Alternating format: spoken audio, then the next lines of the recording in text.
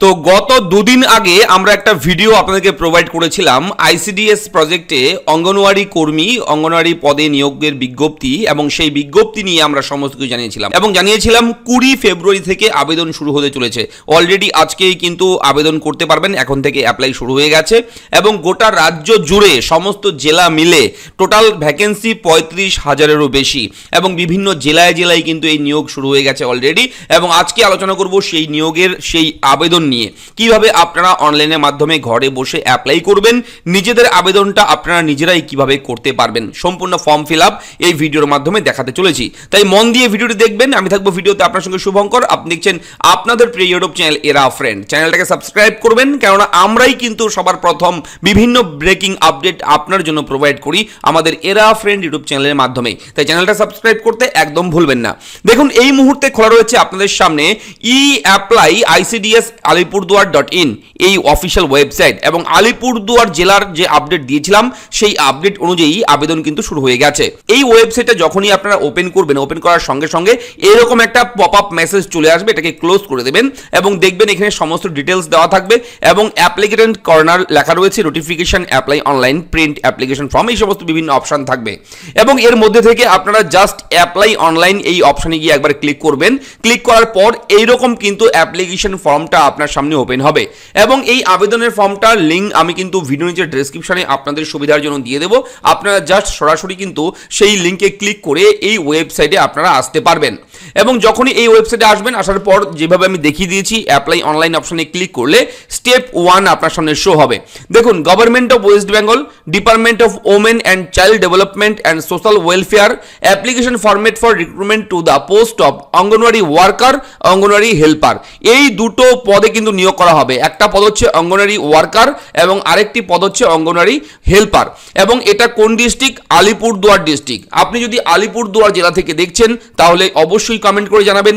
যদি আলিপুরদুয়ার জেলার ছাড়া অন্য কোনো জেলা থেকে ভিডিওটি দেখছেন তাহলে আপনাকে বলবো আপনার জেলার নাম কমেন্ট বক্সে লিখুন, কেননা এই অঙ্গনওয়াড়ি ওয়ার্কার এবং অঙ্গনওয়াড়ি হেল্পার এই পদে কিন্তু খুব শীঘ্রই আপনার জেলাতেও নিয়োগ হবে এবং এইভাবেই কিন্তু আপনাদের সমস্ত কিছু নোটিফিকেশন বেরোবে এবং আপনারা কিভাবে আবেদন করবেন, কবে নোটিফিকেশন বেরোবে, বিজ্ঞপ্তিতে কি বলা থাকবে, আমরা কিন্তু সমস্ত কিছু আমাদের চ্যানেলে তখন প্রোভাইড করতে পারবো। দেখুন, প্রথমে কি করতে হবে? অ্যাপ্লাই করতে হলে এখানে এসে পোস্ট অ্যান্ড রেসিডেন্সিয়াল ডিটেলস, এখানে পোস্ট অ্যাপ্লাইড ফর, কোন পোস্টে অ্যাপ্লাই করবেন। দেখুন, দুটো পোস্ট রয়েছে। যদি আপনি ওয়ার্কার, অঙ্গনওয়াড়ি ওয়ার্কার পদে আবেদন করেন তাহলে ক্লিক করবেন।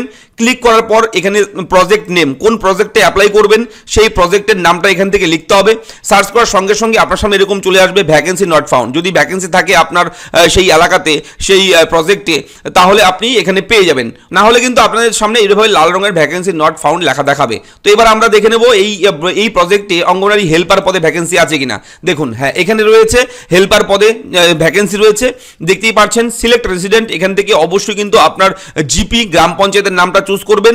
সঙ্গে সঙ্গে এরকম চলে আসবে এবং এখানে কিন্তু রেসিডেন্সিয়াল সার্টিফিকেট লাগবে, যদি থাকে অবশ্যই পঞ্চায়েত থেকে নিয়ে দেবেন, অঞ্চল থেকে নিয়ে দেবেন। তো এটা ইয়েস করে দেবেন।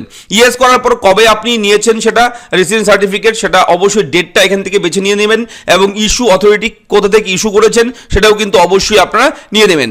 নিয়ে নেওয়ার পর প্রসিড অপশনে ক্লিক করবেন। প্রসিডে ক্লিক করার সঙ্গে সঙ্গে নিচে আরো সেকশন খুলে যাবে, স্টেপ 2 পার্সোনাল ডিটেলস। এখানে প্রার্থীর নাম লিখতে হবে, মোবাইল নাম্বার লিখতে হবে, এখানে কিন্তু ফাদার্স নেম, গার্জিয়ান নেম, এখানে রিলিজিয়ান, এখানে হাজব্যান্ড নেম মহিলা হলে, ঠিক আছে, অবশ্যই কিন্তু এগুলো উল্লেখ করতে হবে। ম্যারিটাল স্ট্যাটাস এখানে কি রয়েছে অবশ্যই দিয়ে দেবেন, ঠিক আছে। দিয়ে দেওয়ার পর হাজব্যান্ড নেম কিন্তু লিখতেই হবে এখানে, যদি বিবাহিত মহিলা হয়ে থাকেন, অথবা যদি আপনারা ডিভোর্স হয়ে থাকেন, ডিভোর্স করলে এটা কিন্তু হাইড থাকবে, এখানে লেখার মতো জায়গা থাকবে না।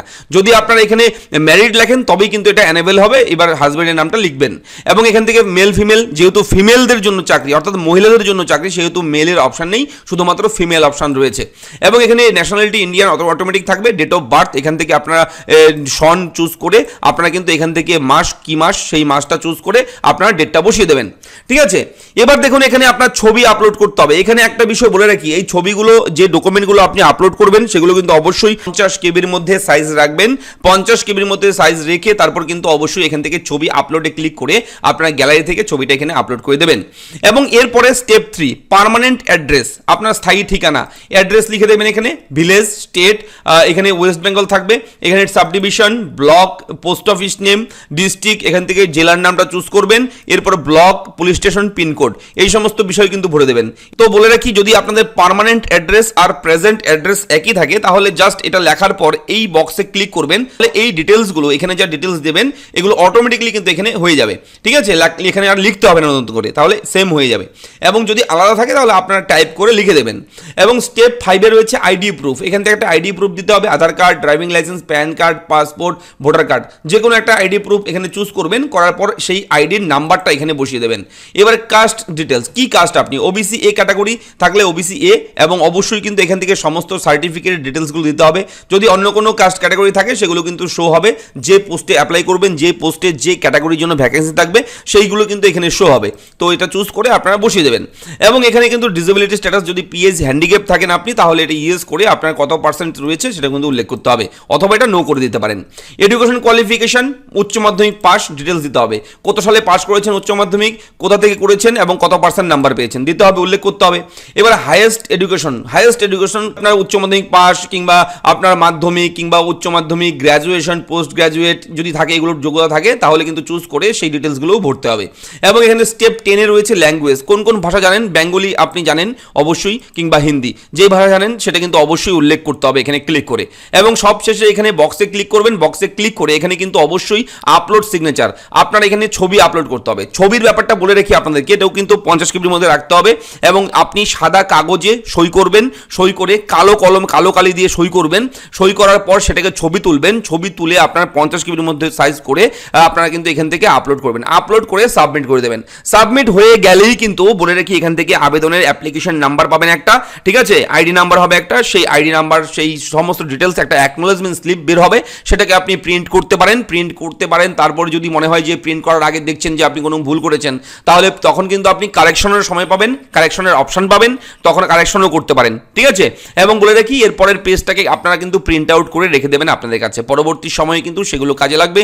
যখন অ্যাডমিট প্রকাশিত হবে, কোনো আপডেট আসবে এই চাকরির, কোনো রকম আপডেট আসবে, যখন ইন্টারভিউর আপডেট আসবে যখন, তখন কিন্তু আপনাদের সেই কাগজটাই কাজে লাগবে। ঠিক আছে, অবশ্যই সেটাকে বলা হচ্ছে অ্যাকনোলেজমেন্ট স্লিপ। আপনি যে আবেদন করেছেন তার প্রমাণ হিসেবে থাকবে সেটা, সেখানে কিন্তু আপনার রেজিস্ট্রেশন নাম্বার থাকবে, আপনি যে রেজিস্টার করেছেন সেই কাগজটাকে কিন্তু প্রিন্ট আউট করে আপনারা ঘরে রেখে দেবেন। ঠিক আছে, তো এইভাবে আপনাদের আবেদন করতে হবে। আশা করি ফর্মটার সম্পর্কে বেসিক ধারণা আপনাদের হয়ে গেছে। আপনারা নিজেরাই যদি আবেদন করতে চান আবেদন করতে পারবেন, অবশ্যই যেভাবে আমি দেখিয়ে দিয়েছি।